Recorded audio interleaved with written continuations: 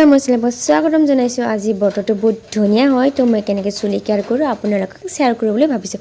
প্ৰথমতে মই জবা ফুলৰ পাত লৈছোঁ আৰু কেইটামান এল'ভেৰা। এতিয়া মই ধুই পখালি লৈছোঁ প্ৰথমতে। এতিয়া খৰি মানে বাকী আছে, কাৰণ খৰিও লগাব পাৰোঁ।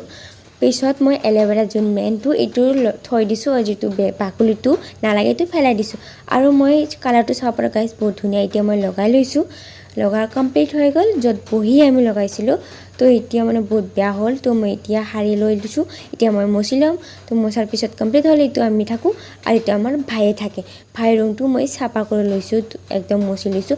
আৰু মোৰ প্ৰথমতে বহুত চুলি সৰিছিল, বহুত বেয়াকৈ সৰিছিল, তো তাক লৈ হৈ গৈছোঁ। তো মই এনেকুৱা ব্যৱহাৰ কৰাৰ পিছত বহুত ধুনীয়া হৈছে আৰু দেখাতো ভাল লাগছে, আৰু বহুত হালধি হৈছে, অলপ শকতো হৈছে।